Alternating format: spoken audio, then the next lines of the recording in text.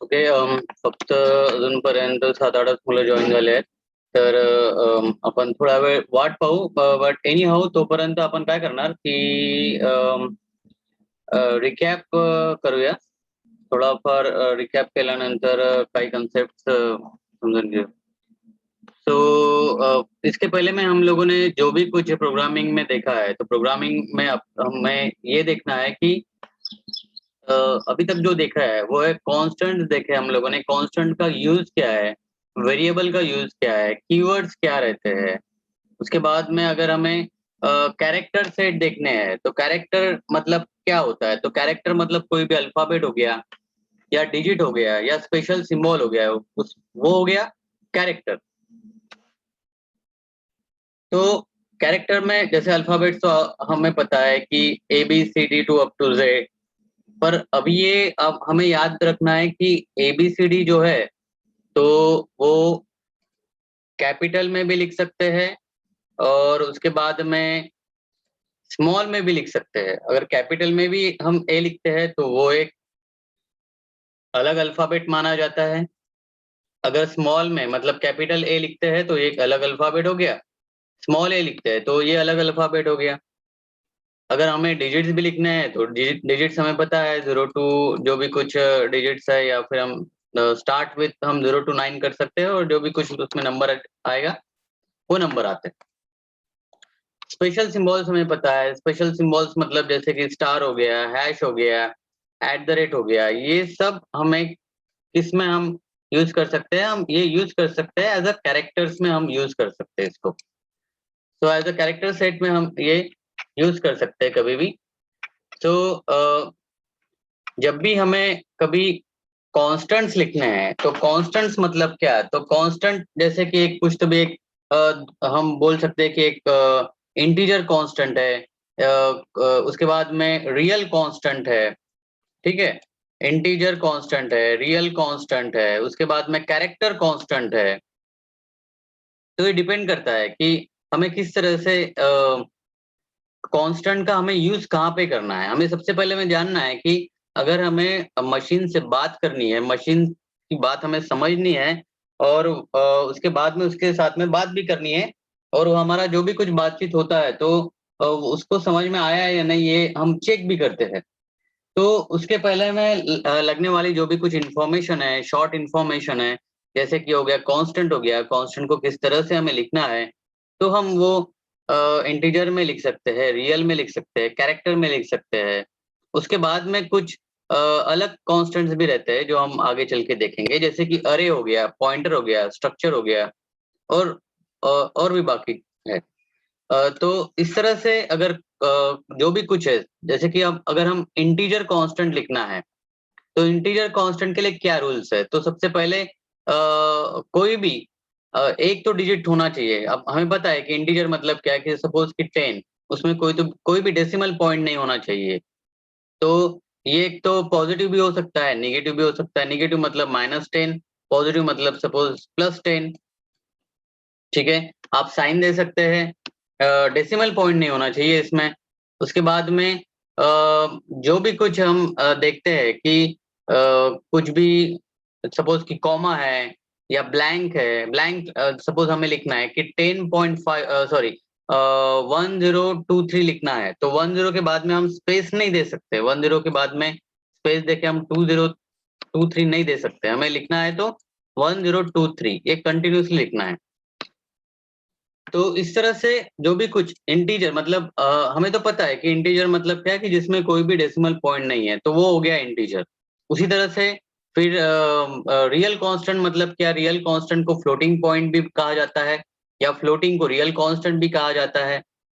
तो ये हमें पता है कि जहां पर भी डेसिमल पॉइंट है वो डेसिमल पॉइंट मतलब सपोज कि अगर हम लिखते हैं कि +325.51, तो इसमें क्या हो गया, डेसिमल पॉइंट है. तो डेसिमल पॉइंट होने की वजह से हमने क्या यूज करना चाहिए.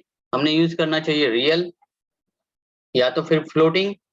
फ्लोट हमें यूज करना चाहिए. फ्लोटिंग फ्लोट या तो फिर रियल, ये एक ही नाम है.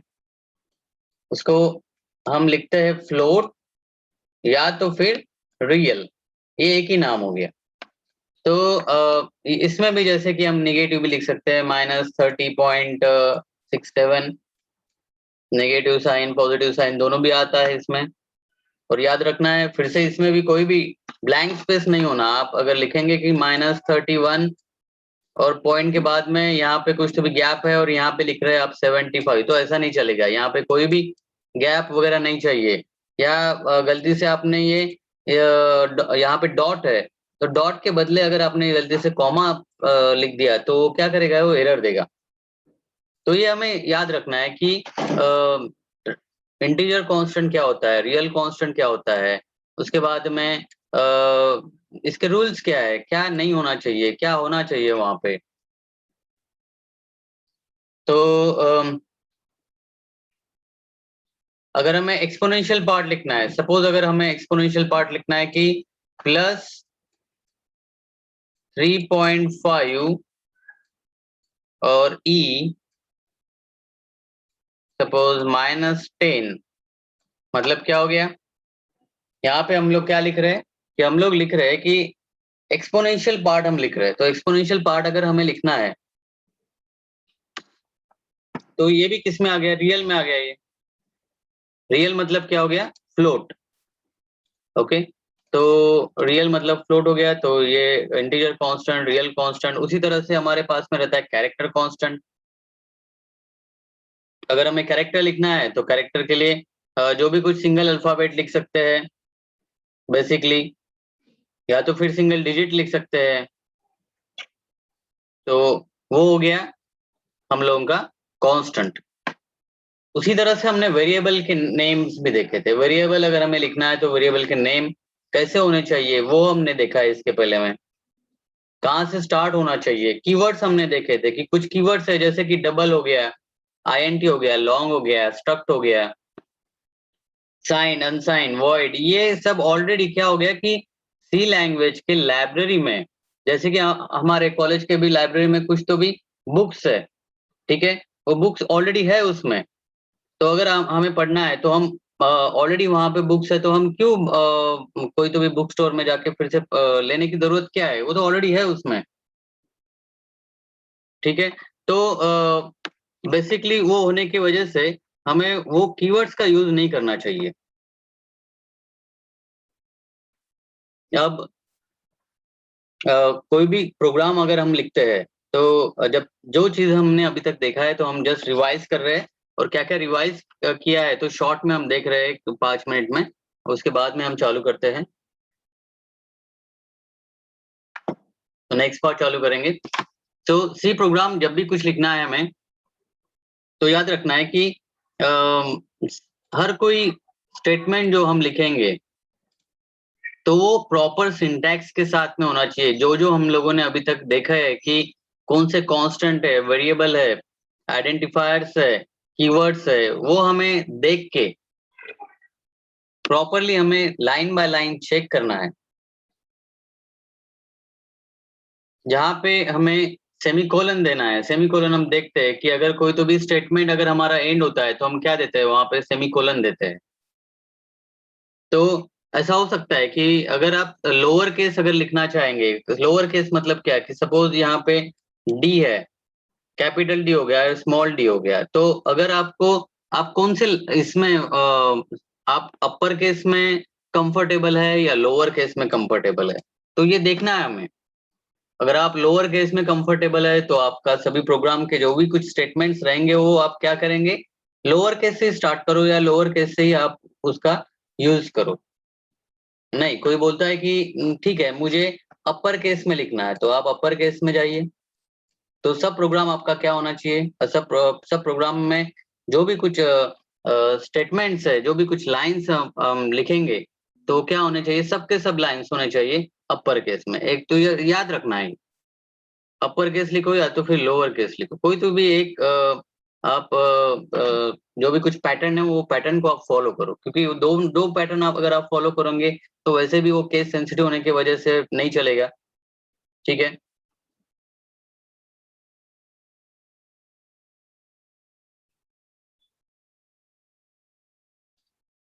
तो अभी लगभग 14 स्टूडेंट ज्वाइन हो गए हैं।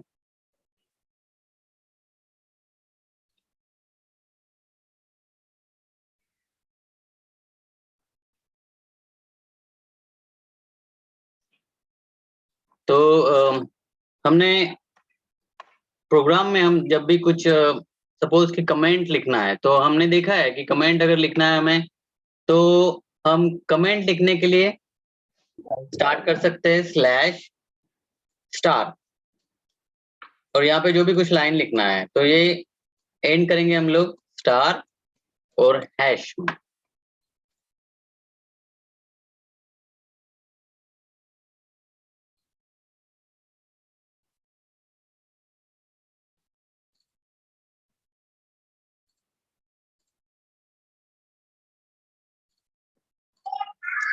तो चलो फिर अभी सी कॉन्स्टेंट्स और literals 15-15 participants are joined, so will move ahead now.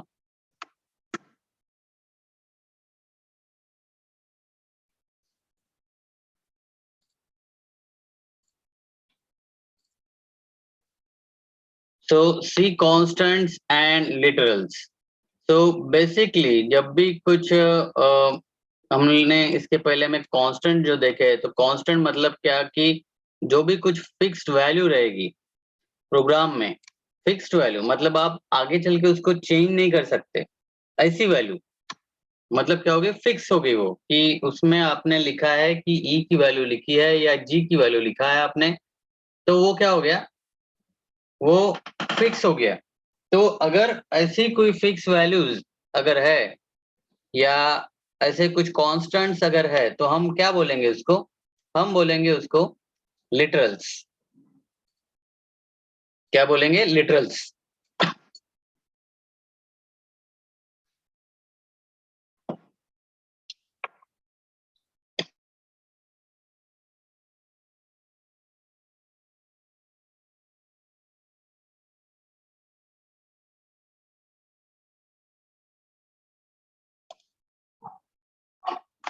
तो कांस्टेंट्स जो रहते हैं, तो कांस्टेंट्स हमें इसके पहले देखा है, जस्ट इंटीजर हो सकता है, फ्लोटिंग हो सकता है, कैरेक्टर भी हो सकता है, या तो फिर ये हो गया स्ट्रिंग लिटरल। तो कांस्टेंट जो रहते हैं, तो ये जस्ट लाइक जैसे रेगुलर वेरिएबल हमने देखे हैं, इसके पहले में वेरिएबल्स हमने देखा है कि वेरिएबल क्या होता है, कहाँ पे उसका इस्तेमाल करना चाहिए और उसका कैसे इस्तेमाल करना चाहिए, उसका सिंटैक्स कैसे होता है। तो कांस्टेंट्स और ये जैसे लिटरल्स है, इसमें क्या डिफरेंस है। तो जैसे हमने देखा है कि फिक्स्ड वैल्यूज अगर हम बोलेंगे जो कि अल्टर नहीं होगी, उसको हम बोलेंगे लिटरल्स।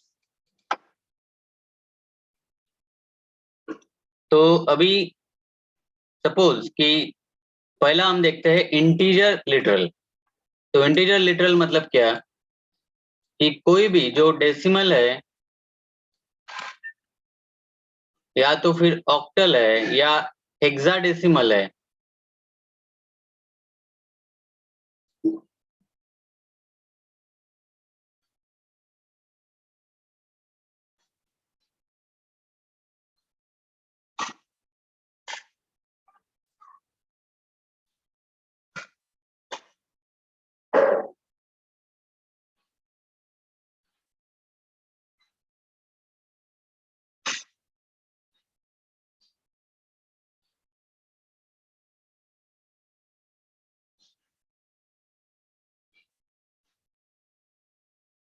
ओके। यस, सो इंटीजर जो लिटरल रहता है, तो डेसिमल भी हो सकता है, ऑक्टल भी हो सकता है, हेक्साडेसिमल भी हो सकता है। तो डेसिमल, हाँ, तो हमें पता है कि एक कोई भी जो डेसिमल कांस्टेंट है या इंटीजर या पर्टिकुलरली ऑक्टल जो बोलेंगे हम लोग, या हेक्साडेसिमल जो बोलेंगे। ऑक्टल हमें पता है कि जो भी कुछ न्यूमरल सिस्टम जैसे रहता है,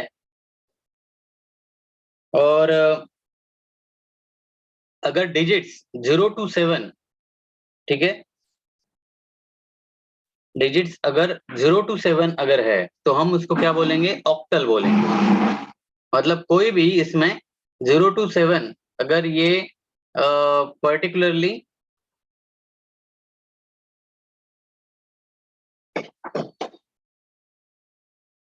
अब इसका जैसे अगर आपको याद रखना है तो याद हम कैसे रखेंगे कि ऑक्टल न्यूमरल सिस्टम ये अलग तरह के सिस्टम है। इसमें जैसे या तो फिर ऑक्टल को हम लोग ओसीटी भी बोल सकते हैं, ठीक है। और ये एक बेस 8 नंबर सिस्टम हम लोग बोल सकते हैं इसको। जैसे कि वो चालू होता है 0 to 7, ठीक है। 0 to 7 अगर है तो हम बोलेंगे इसको ऑक्टल।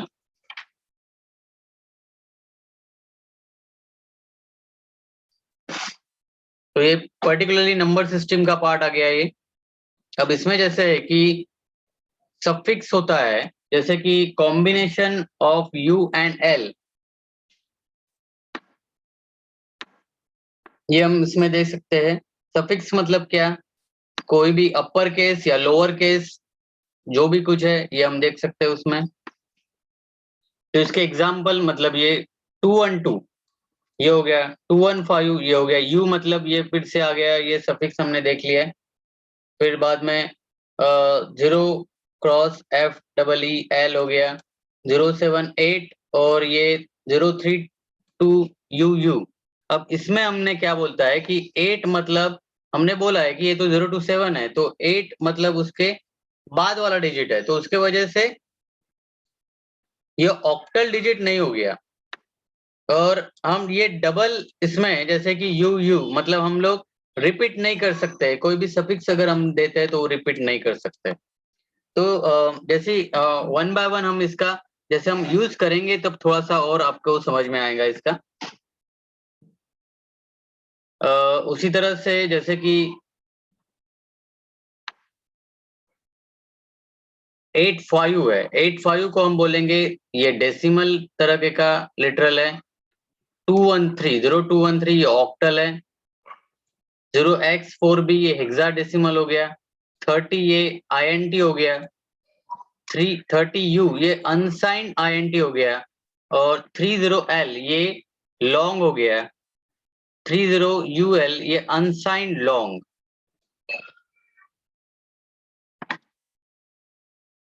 उसी तरह से फ्लोटिंग पॉइंट के भी लिटरल्स होते हैं। लिटरल्स हमने देखा है कि लिटरल्स मतलब कोई भी जो फिक्स रहता है। तो सेम केस में अगर अगर हम डेसिमल यूज कर सकते हैं, तो अगर इंटीजर है तो इंटीजर में अगर हम नंबर यूज करेंगे या तो फिर एक्सपोनेंशियल यूज करेंगे तो वो क्या हो गया, वो हो गया रियल, या फिर हम बोल सकते हैं उसको फ्लोटिंग, ठीक है। तो इस तरह से फ्लोटिंग पॉइंट के भी कुछ लिटरल्स रहते हैं, तो उसमें भी हम integer part, decimal part, fractional part या एक्सपोनेंशियल पार्ट हम यूज कर सकते हैं। तो हमें तो देखा है कि डेसिमल या तो फिर एक्सपोनेंशियल ये दोनों भी चीजें हमारे इसमें फ्लोटिंग पॉइंट में आ जाती है। तो अगर कोई भी डेसिमल फॉर्म अगर है तो हमें पता है कि डेसिमल पॉइंट देना बहुत जरूरी होता है। डेसिमल के बदले में अगर आपने गलती से कॉमा दे दिया तो वो क्या करेगा, वो एरर दे देगा। हम डेसिमल पॉइंट और एक्सपोनेंशियल दोनों का भी यूज कर सकते हैं। जैसे कि अभी यहाँ पे है कि 3.14159 ये एक डेसिमल हो गया, लेकिन 314 अगर हम हमें इसको ही लिखना है, ठीक है। 3.14 को हम ऐसा भी लिख सकते हैं 314159 और E-5L। अब ये क्या हो गया, हमने क्या लिखा है, इंटू 10⁻⁻⁵ 314,159 इंटू 10⁻⁻⁵।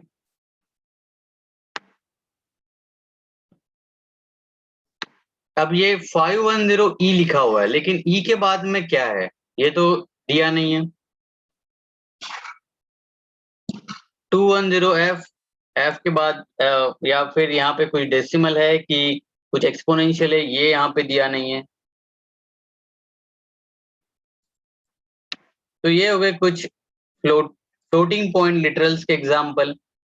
उसी तरह से कैरेक्टर कांस्टेंट, कैरेक्टर लिटरल्स जो रहते हैं, तो कैरेक्टर लिटरल्स हमें लिखना है सिंगल कोट में। सिंगल कोट में हम जब भी कुछ लिखेंगे, सपोज सिंगल कोट में हम ए लिखते हैं या एक्स लिखते हैं, जैसे कि यहाँ पे लिखा हुआ है, तो क्या हो गया, वो स्टोर हो जाएगा एक सिंपल वेरिएबल में, जैसे कि हमने CHAR टाइप देखा हुआ।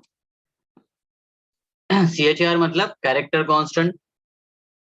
CHAR के टाइप्स हमने देखे हैं, तो उसी तरह से CHAR इंटीजर हो गया, रियल हो गया, और यहाँ पे रियल को हम लोग फ्लोटिंग पॉइंट भी बोलते हैं, फ्लोटिंग भी बोलते हैं। तो इसके बाद में थर्ड वाला जो रहता है कैरेक्टर, तो ये कैरेक्टर लिटरल्स, एक तो प्लेन कैरेक्टर हो सकता है, जैसे कि ये एक्स हो गया। एस्केप सीक्वेंस, जैसे कि अगर /t, या तो फिर यूनिवर्सल कैरेक्टर जैसे कि /U0230, या कुछ ऐसे नंबर्स अगर हमें लिखने हैं तो सी में कुछ ऐसे कैरेक्टर्स रहते हैं कि उसके पहले में हम लोग देते हैं। बैकस्लैश मतलब क्या हो गया, ये जैसे कि /t,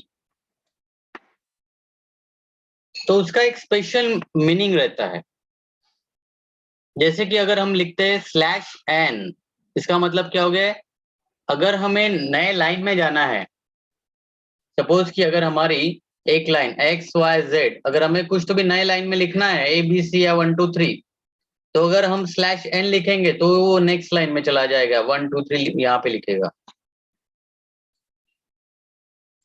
सपोज कि अगर हमें टैब देना है, तो हम लोग क्या करेंगे, /t।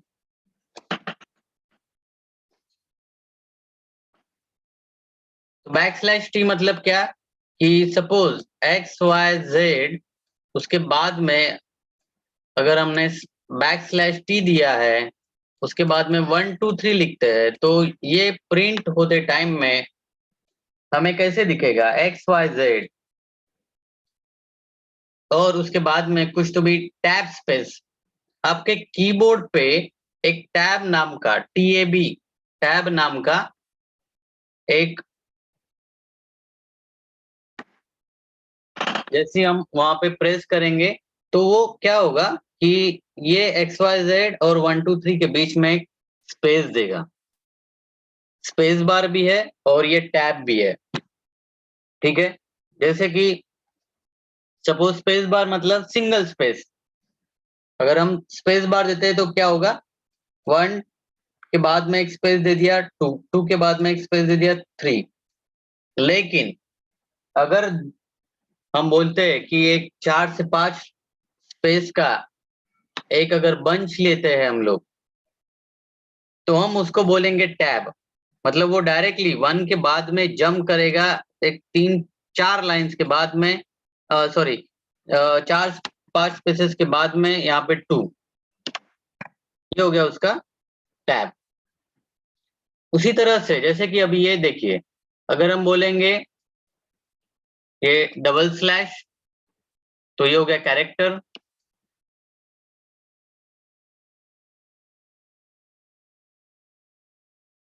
/, उसी तरह से अगर हम देते हैं, 2 अगर देते हैं, तो ये कैरेक्टर हो गया। अगर के बाद में सिंगल कोट देते हैं, तो सिंगल कैरेक्टर में हो गया। अगर हम डबल कोट देते हैं, तो वो भी कैरेक्टर हो गया। कौन सा कैरेक्टर हो गया, ये वाला कैरेक्टर। उसी तरह से /? मतलब ये क्वेश्चन मार्क का कैरेक्टर हो गया। A for alert, B for backspace, form feed, new line, फिर ये carriage return, horizontal tab, vertical tab, octal number, hexadecimal number.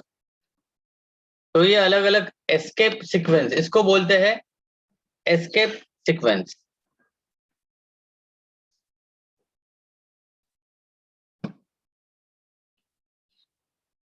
तो एस्केप सीक्वेंस में जैसे कि हम लिखते हैं यहाँ पे 2 बैकस्लैश दे दिया, या फिर हम ऐसा बोल सकते हैं कि बैकस्लैश के बाद में हम जो भी कुछ दे रहे हैं अभी यहाँ पे, जैसे कि अब अगर हम ये बैकस्लैश दे रहे हैं तो इसका मतलब हो गया ये कैरेक्टर।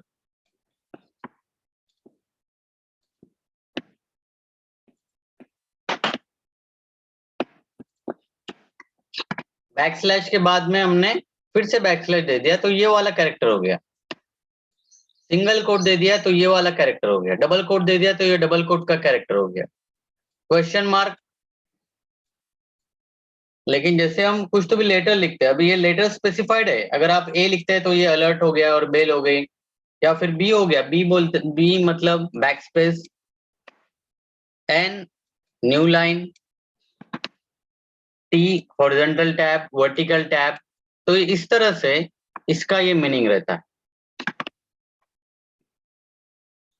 तो सपोज कि अगर ये हमें एस्केप सीक्वेंस का अगर हमें यूज करना है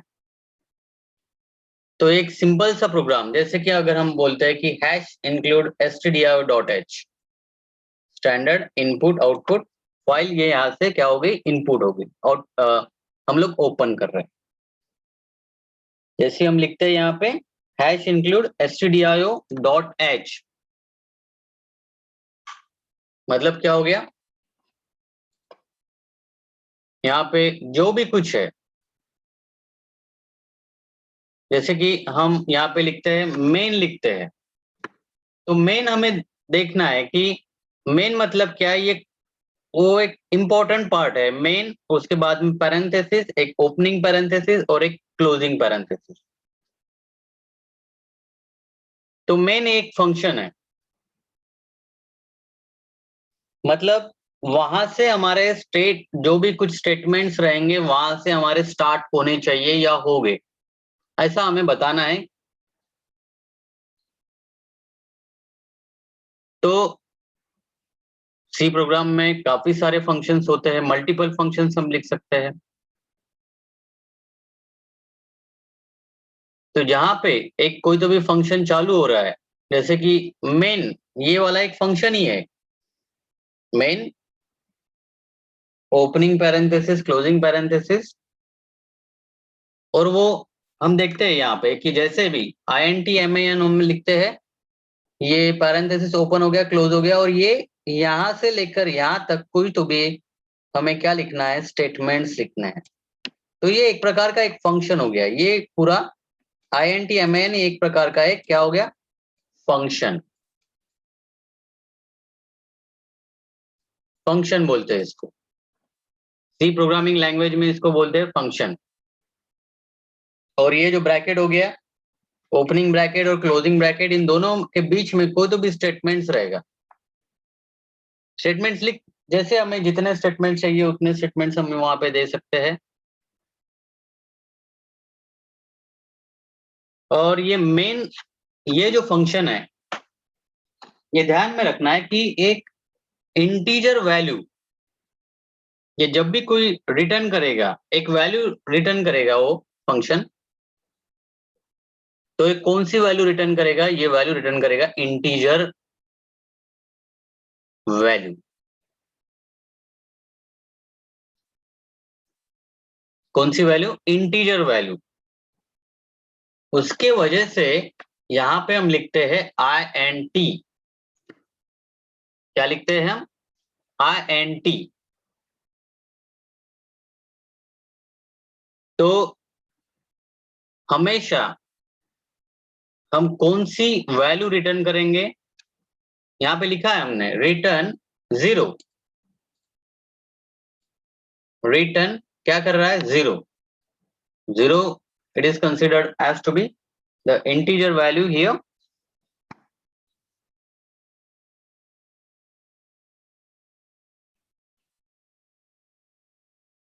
so जैसे ही हम लिखते हैं इंटीजर या तो फिर INT MAIN main, opening parenthesis closing parenthesis, और उसके बाद में अभी हमने ये लिखा है, ये तो अभी आपको पता चल गया, इतने बार लिखा हुआ है ये प्रिंट एफ। और ठीक है, अब जब भी लिखते हैं प्रिंट एफ मतलब क्या, कि हमें क्या करना है, हमें कोई तो भी वैल्यू को हमें क्या करना है, आउटपुट देना है, ठीक है। तो प्रिंट एफ, तो ये आउटपुट स्टेटमेंट है।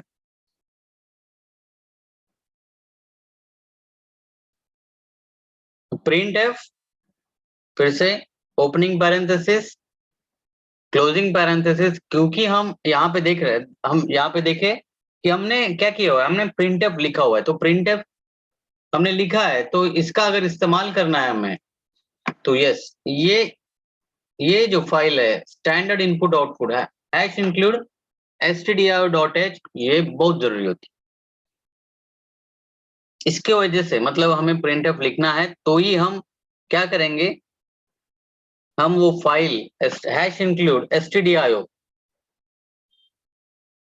हैश इंक्लूड मतलब वो एक प्री प्रोसेसर का पार्ट है,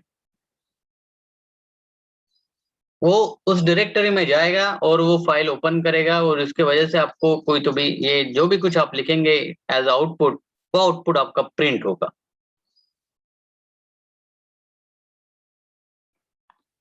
तो प्रिंटफ में अगर जो भी कुछ हमें लिखना है, सपोज कि जैसे हम यहाँ पे लिखते हैं इन डबल कोट में आपने क्या लिखा, हेलो /t वर्ल्ड, ये बैकस्लैश एन, ठीक है, मतलब hello world /t /n/n।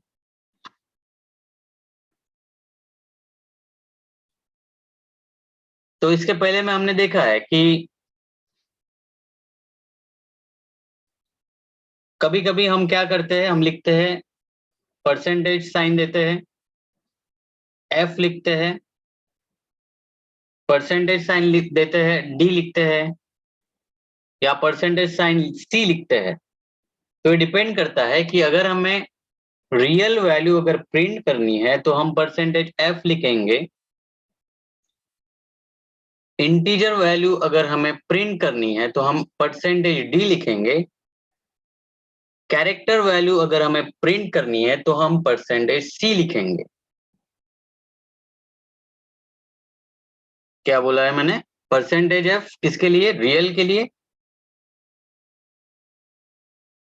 Percentage D integer के लिए, और परसेंटेज सी कैरेक्टर के लिए। तो ये डिपेंड करता है कि हमें क्या लिखना है, या हमारी वैल्यूज, हमारे प्रोग्राम में कौन से प्रकार की वैल्यूज है।